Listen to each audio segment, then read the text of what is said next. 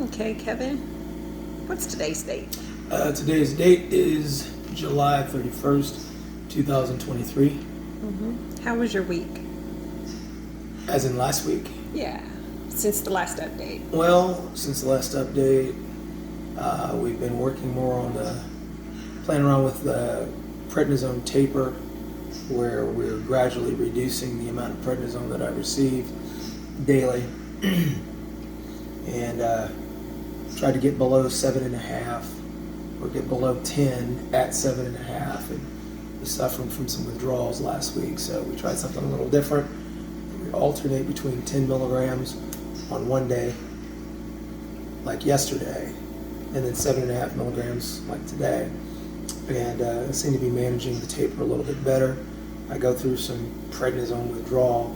If you've never had prednisone, it seems kind of strange that you could go through withdrawal, but apparently when you take as much prednisone as I have over the last almost 6 months, the part of your body that produces natural prednisone, cortisol, your adrenals, kind of get used to having all that extra prednisone in your system, and they take a nap. And the trick is getting them to start producing it on their own, insignificant amounts, so that you don't have to take the medication. Because if you just abruptly stop taking prednisone, it's kind of nasty. I spike a temperature, I get lethargic, I don't really feel super motivated, I get kind of cranky, a little bitchy, and it's almost like having the worst flu symptoms. And it improves once you get right back on your proper dose.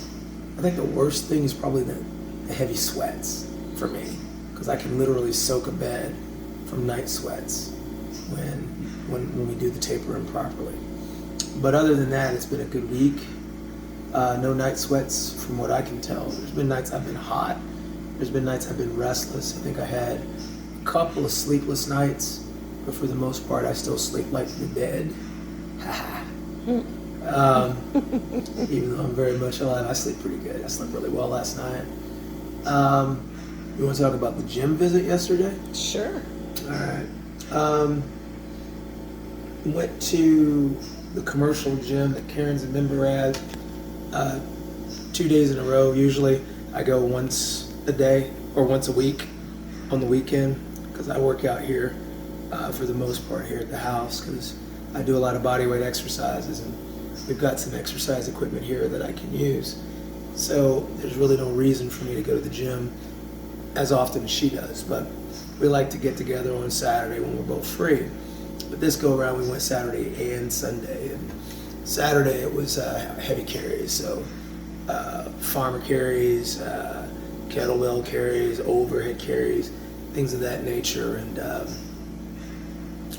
not super heavy, but heavy enough that it got my heart rate up where I knew I was working. I try to keep my working heart rate during an exercise above 125, but maybe below 140. And in some cases it was jumping up to like 140, 145.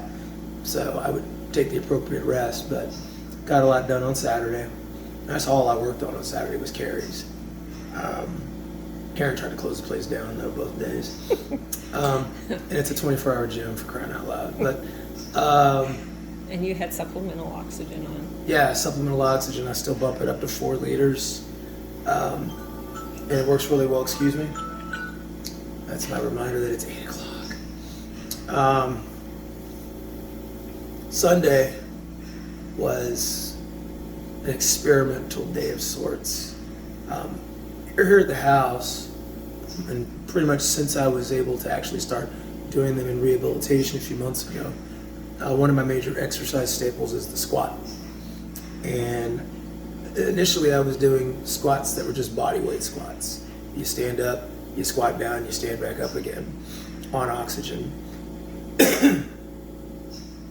And then I was able to work my way up to like a 20-pound goblet squat, 25-pound goblet squat, and then I think we're up to, 30 or 35 now, goblet squat, somewhere 30. In that neighborhood. So I got the bright idea last week, like, shoot, if I can have a 35-pound goblet squat, I'd like to see what it feels like to get up underneath an Olympic-sized bar again, squat, and squat it just to squat the weight of the bar. Bar weighs 45 pounds, roughly.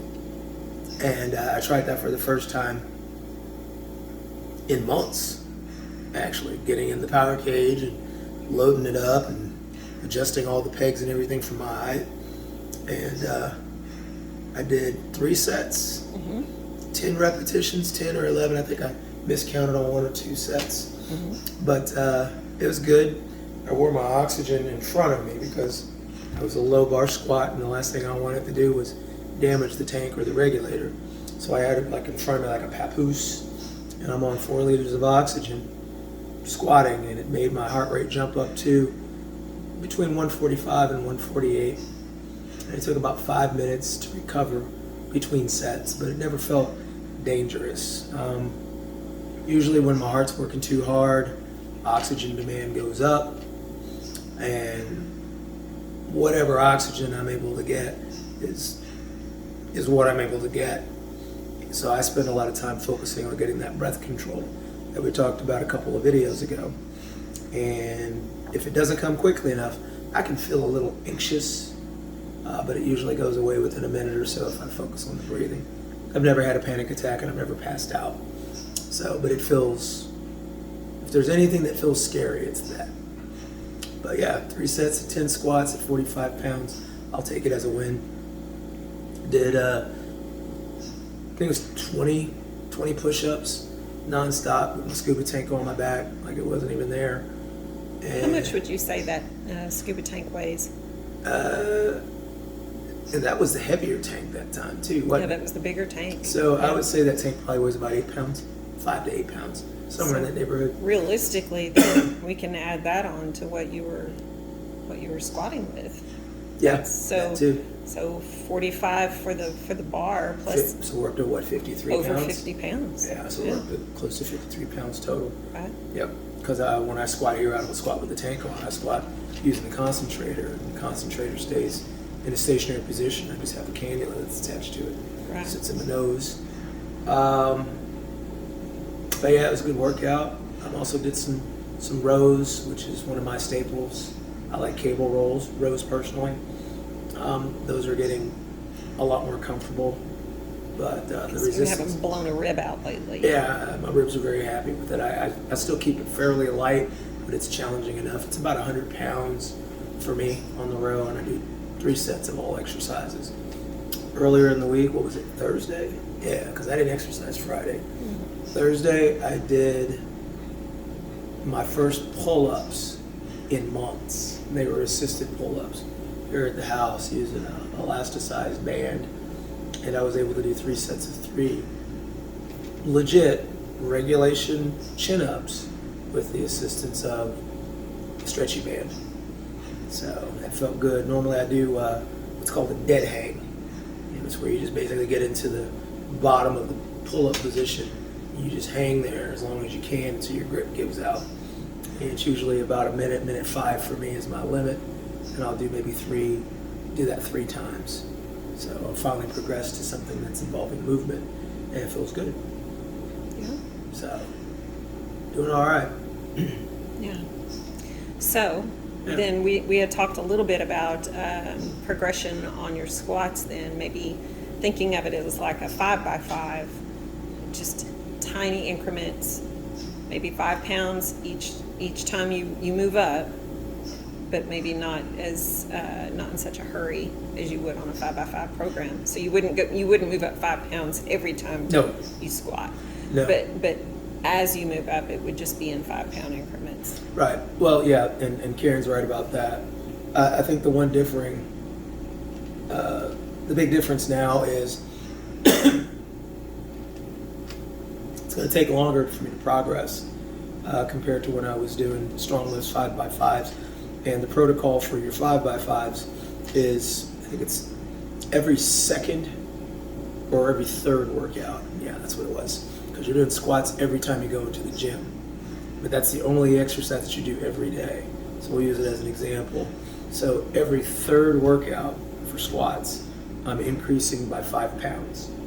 So you're advancing in your resistance very quickly over a matter of weeks. So that's basically every 6 days you're increasing your lifting weight by 10 pounds.